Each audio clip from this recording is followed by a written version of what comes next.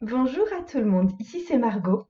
Je vous fais une vidéo que je n'avais absolument pas prévu de faire ce mois-ci, mais en fait je viens de recevoir un jeu que j'ai commandé sur Kickstarter il y a quelques temps, et c'est The Lost Forest Tarot, et je suis enthousiaste au sujet de ce jeu. J'ai commencé à faire des tirages avec dès le jour où je l'ai reçu.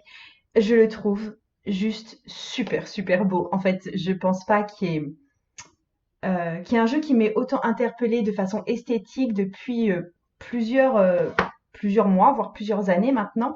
Donc j'avais très envie de faire une vidéo là, tout de suite, sans forcément beaucoup de préparation, pour vous montrer toutes les cartes une à une, vous dire un petit peu ce que j'en pense, pas forcément faire quelque chose qui est très interprétation en fait, mais juste vous partager cette super découverte parce que vraiment, vraiment, ça me fait vraiment plaisir de vous en parler aujourd'hui. Donc on y va tout de suite.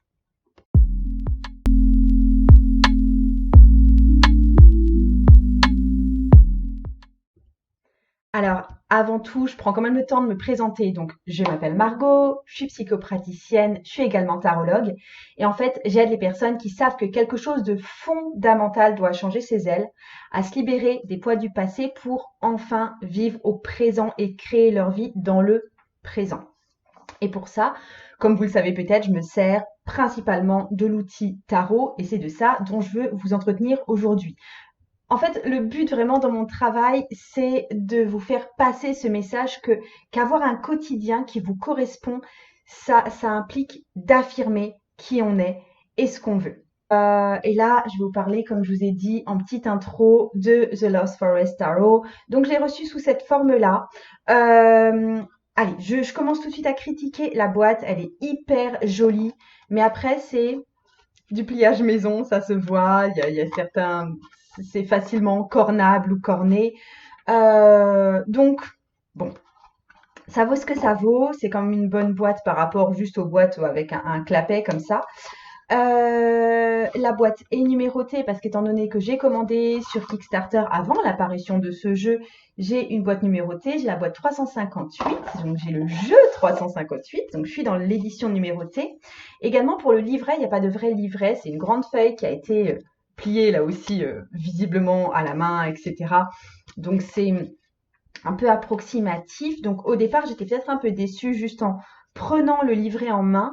Et en fin de compte, pas tant que ça, parce que en fait, ça se présente vraiment comme un poster. Et le centre surtout. Alors ça, c'est... Attendez, je vais vous montrer un petit peu ça. Pour les arcanes majeures, ça se présente comme ça. Là, en dessous, on a quelques tirages proposés. Et par contre, le côté arcane mineur, c'est vraiment un poster. Et je le trouve très, très, très, très beau, en fait. Alors, je l'exposerai jamais, hein, je le regarderai toujours comme ça. Mais, j'ai bien aimé le visuel, en fait. Je pense qu'il y a vraiment quelque chose à exploiter par rapport à ça, qui pourrait devenir éventuellement un petit livre, un petit livret, un petit carnet. Il y a quelque chose de mieux à faire, mais honnêtement, j'ai beaucoup aimé ce format très grand avec cette roue centrale qui représente les quatre éléments. Voilà, j'ai particulièrement aimé ça. Ce que j'ai énormément aimé dans ce jeu, et vous le verrez un tout petit peu plus tard, c'est qu'au niveau des suites, ça se suit, ça forme un grand dessin global. Attendez, je vous montre l'as de coupe et le 2 de coupe qui vont se suivre. Et tout est comme ça en fait. Donc je vais étaler les cartes au sol pour pouvoir vous montrer vraiment les suites. Mais pour l'instant là, je vais montrer les arcanes majeures que je connais encore du coup très très peu. Je vais juste vous montrer le visuel. Je vais pas vous livrer forcément d'explications. Donc le fou qui démarre, qui part vers l'inconnu. En fait, j'aime bien aussi ça parce que dans mes accompagnements, je propose aussi souvent une méditation où il s'agit de cheminer sur son chemin et de rencontrer plusieurs de nos guides spirituels. Et du coup, c'est vraiment sur une image de ce type-là que je pars, donc j'aime bien. Euh, The Mage pour le magicien, qui est une femme qui danse autour du feu. The Mystic pour la grande prêtresse, qui est un sphinx, j'adore. Qui est enfin pour moi c'est vraiment la gardienne des secrets pour moi le sphinx. The Empress, qui est alors on ne sait pas si c'est cette espèce de saule pleureur pendant la nuit ou bien si c'est ce renard multiqueux un peu Miyazaki. The Emperor, C'est un arbre, mais cette fois en plein jour. Toujours, on retrouve ce renard multiqueux. The Hierophant. Un arbre plus tortueux, plus caché, qui a plein de mystères cachés dans son tronc, dans ses branches. Les amants, je l'adore, avec ce côté très réunion, très impulsion, très dans le regard, et en même temps, il y a quelque chose de souterrain et de très mortuaire, de très caverneux, de très qui fait un peu peur en fait dans cette carte. Et c'est la première fois que je vois vraiment exprimer sur une carte tout ce qui me répugne en général dans les cartes des amants que je vois, tout ce qui provoque chez moi un mouvement de recul souvent. Et là, du coup, c'est vraiment visualiser ce côté un peu macabre en fait que je retrouve, que moi je trouvais dans cette carte des amants. Et là, c'est illustré, je trouve ça assez dingue et assez juste en fait. The Chariot, une femme qui chevauche un lion. Alors, Strength, la carte de la force. Un petit personnage qui maîtrise ses éléments au-dessus de lui. Pour le coup, il n'y a pas de lion dans la force, il y a un lion dans le chariot, The Hermit, avec aussi cette image qu'on retrouve d'un espèce de cerbère qui défend l'intimité ou la solitude. Et l'éclairage, on le retrouve aussi là-dedans. Wheel of Fortune, avec les 4 mondes ou 4 éléments réunis sur cette même espèce de roue, le soleil, la lune. Justice. Elle est belle. The Hanged Man. Alors, on ne voit pas de pendu, mais on a une vision inversée des choses. Death, qui a un paysage doucement enneigé avec des ombres. Enfin là, c'est très très très fantomatique. Je trouve que cette carte est beaucoup plus moderne et beaucoup moins fantasy en fait que les autres cartes de ce jeu. Ça fait plus un peu film d'horreur ou film de suspense. Ensuite, Temperance. Le lion à dents de sabre qui n'attaque pas la souris. The Devil, le diable. Oh, qu'est-ce qu'il est beau! J'adore cette carte. J'adore ce diable tellement majestueux et tellement effrayant et tellement croqueur d'enfant. The Tower. The Tower. Alors pour le coup, elle s'écroule pas, mais elle est assez effrayante. C'est un peu la tour du méchant en fait, je trouve. The Star. L'étoile, le ciel se dégage et on y voit clair et on voit en l'air. Et The Moon, en dessous d'une aurore boréale. The Sun, qui reste, enfin pour moi ça reste assez ambitieux. Il reste comme une montagne à franchir. C'est pas uniquement lumineux cette carte du soleil. Judgment, j'adore aussi. Se retrouver confronté à soi-même, se retrouver confronté à la dernière marche, à la toute dernière marche à passer pour arriver au monde. Elle est belle aussi, elle rejoint beaucoup la route fortune. Attendez, je vais vous les montrer les unes à côté de l'autre là parce que ça aura pas mal de sens. Hop. Elles se ressemblent beaucoup. Il y a juste dans un cas le monde qui atteint. En plus, il y a comme si on avait attrapé cette boule qui n'existe pas ici. C'est super beau et c'est super inspirant pour moi en fin de compte. On passe aux mineurs. On va commencer pour les suites avec les bâtons qui ici sont représentés tout simplement par le feu, puisque le feu, c'est bien le monde des bâtons. As de feu avec cette éclosion de la passion, des idées nouvelles. 2 de feu, là aussi avec cette envolée en fait à partir des 2 fleurs là. 3 de feu avec cette montée en puissance de l'ambition de ce qu'on fait, des actions posées. 4 de feu, qui est un espèce de retour tranquille, une célébration tranquille. Le 5 de feu, on est déjà beaucoup plus dans une carte de confrontation. Le 6 de feu, une carte de célébration et de victoire et d'être plus fort et de renaître. Le 7 de feu, c'est une carte aussi là pour le coup un peu de combattre avec ce halo là qui nous tire vers le haut, qui nous pousse à continuer même quand ça ne va pas forcément bien. Le 8 de feu qui est vraiment une organisation, une succession, cette fumée noire qui s'échappe. Le 9 de feu qui est le fait de porter à nouveau des fruits, de ressentir naître, de renaître sur quelque chose. Et le 10 de feu qui est vraiment pour moi une éclosion, une floraison, beaucoup plus que pour les autres cartes de tarot qui est vraiment une carte de surcharge ou de trop. Là, je trouve pas qu'on est dans le trop avec ce 10 de feu là. Je voulais aussi vous montrer les personnages de la cour. Le page de feu, qui est vraiment tout feu, tout flamme et qui a, je sais pas, un dragon, un squelette de dragon qui court vers l'avant. Le chevalier de feu, qui est un varan qui crache du feu. La reine de feu, qui est un dragon, là aussi, un squelette de dragon. Je vous fais la mise au point. Et le roi de feu, qui lui aussi est un squelette de dragon, peut-être plus fort, peut-être plus puissant, peut-être moins subtil également. On poursuit avec la suite des coupes qui là est la suite Oceans. Donc, As de coupe, vraiment il y a quelque chose de tranquille sous l'eau, dans le monde sous-marin, on va dire, qui est là en train de mariner réellement. Rencontre des deux, l'amour, la relation à l'autre, la relation aux autres avec le 3 de coupe, 4 de coupe, enfin 4 d'océan, c'est vraiment le fait de se retrancher tout seul en mode Bernard l'ermite dans une petite coquille.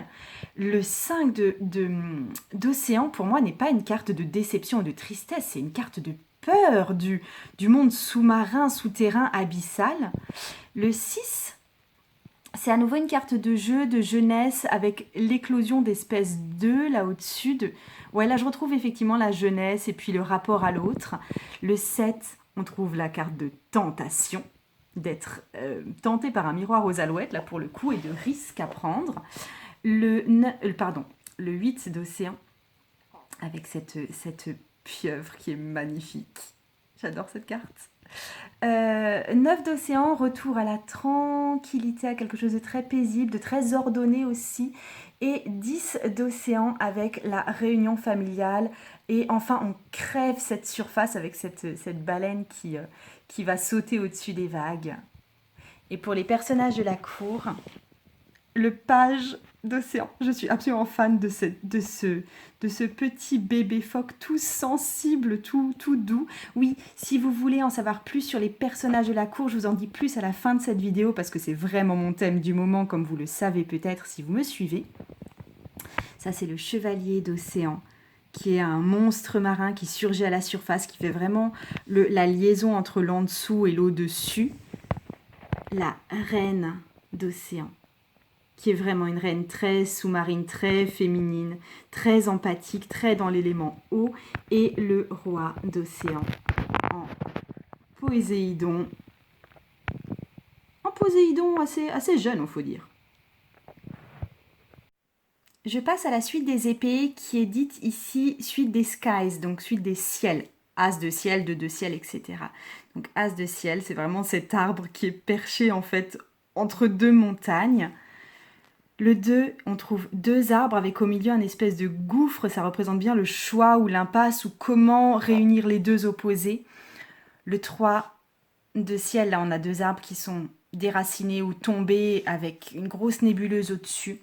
Le 4 de ciel, on a la danse de ces 4 petites feuilles qui ramènent un peu de paix ou un peu de joie.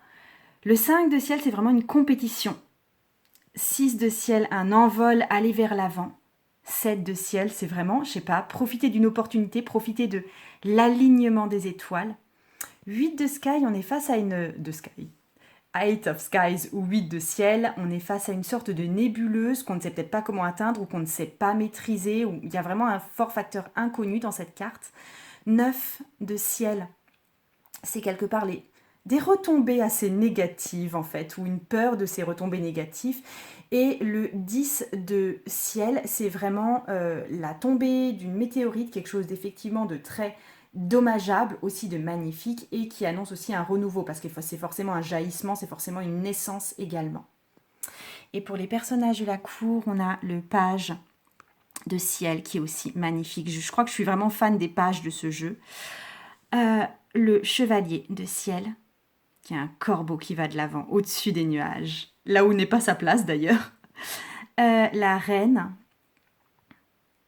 qui est un cheval fou au-dessus des nuages, et le roi, lui aussi en mode un peu cheval fou, sorte de Pégase, moitié phénix d'ailleurs. Il est beau aussi ce roi-là. Avec l'élémentaire et donc les deniers, on va se retrouver dans des cartes très forestières. Donc avec l'as de terre, un petit personnage qui rentre dans la forêt. Le 2 de terre, c'est vraiment des renards qui sont... Enfin, je le sens comme chez eux, comme fouineurs, comme à la découverte peut-être. Le 3 de terre, c'est pas mal une carte, j'avoue, de jeu, là aussi de découverte, de collaboration. Le 4, qui est une carte là, je trouve qu'il y a beaucoup de jeux en fait avec ces renards, ils se sont perchés là-haut, on ne sait pas pourquoi. C'est comme si on se réfugiait en l'air par peur du sol, mais c'est plus dans le jeu que dans juste le seul instinct de préservation. Le 5, là on est plus dans une carte de dénouement, on est face à un arbre qui est très très peu feuillu et pour une fois il n'y a aucun animal. Le 6, on est face à un petit bonhomme qui vient voir d'autres petits bonshommes. On a l'impression qu'il est tout seul et qu'il vient à la rencontre d'eux. Je trouve que ça illustre pas mal une carte de rencontre plus que de générosité. Le 7 de terre, là, tout le monde est perché en haut et observe de loin. Il y a quelque chose d'un peu de l'ordre de la méfiance ou d'être observé. Le 8 de terre avec ce renard multiqueux qui est en état d'observation intense. Je trouve qu'il y a beaucoup de cartes d'observation. Il y en a un deuxième qui est caché là, on voit les queues. Il y a un autre petit être, on ne sait pas ce que c'est, qui est caché ici. Le 9 de terre avec ce renard illuminé et illuminant. Multiqueux également, beaucoup de renards multiqueux dans ce jeu. Je vais regarder plus précisément dans le livret ce qui se passe avec les renards multiqueux. Et le 10 de terre, qui est vraiment une carte d'abondance, de fruits, parce que les fruits, non seulement il y en a beaucoup, mais en plus ils sont illuminés de l'intérieur, donc il y a vraiment quelque chose de l'ordre de la richesse qui est créée à cet endroit-là. Et pour les personnages de la cour, on est dans le page de terre, avec ce petit être, ce petit lutin à moitié petite plante, à moitié petite luciole, que j'aime beaucoup, qui est tout frais, tout neuf. Le chevalier de terre avec cette petite chèvre qui surplombe la montagne. La reine de terre avec cette biche, peut-être même cerf en fait, très gardienne. Et avec ce roi de terre qui est vraiment un animal un peu mythologique, un peu fantastique. Là aussi, je le trouve très gardien de la forêt, en fait, dans l'esprit. Alors, je pense que vous comprenez avec ces personnages-là mon envie de travailler avec les personnages de la cour de ce jeu, encore plus que j'étais déjà avant passionnée par les personnages de la cour. Voilà pour ce jeu que je considère comme super magique. Je sens que je vais pas mal cheminer avec ces temps-ci. Si vous êtes abonné à mon compte Instagram, je vous invite vraiment à aller regarder notamment les stories parce que je pense que je vous mettrai pas mal d'images ou de tirages que je fais avec ce tarot en ce moment. Et comme je viens de vous le dire, si vous voulez être plus en lien avec vos personnages de la cour, pas ceux sur votre tarot actuel, mais ceux à l'intérieur de vous pour développer ce lien-là, pour vraiment pouvoir incarner vos pages, vos chevaliers, vos reines, vos rois. Je vous invite à vous inscrire au programme qui est en vente en ce moment, les personnages de la cour, la liberté d'être soi, et aussi à regarder les vidéos que je mets ces temps-ci sur YouTube, donc en lien direct avec les personnages de la cour, parce que ça vous donnera déjà un bon éclairage sur comment travailler, comment cheminer avec vos propres personnages de la cour, et ça vous donnera aussi une idée de ce qu'il y a à l'intérieur du programme que je vais vous livrer, qui repose sur 16 méditations guidées qui se basent sur les personnages de la cour et les objectifs qui peuvent nous amener à atteindre ou à plus s'incarner complètement comme on est soi-même. C'est pour ça que j'ai appelé la liberté d'être soi. Donc voilà, tout ça, vous le retrouverez en barre d'infos. Sur ce, je vous souhaite une bonne découverte de vos propres tarots. J'espère que celui-ci vous a plu autant que moi. Il m'emballe complètement. Je vous dis à très bientôt et je vous fais d'énormes bisous.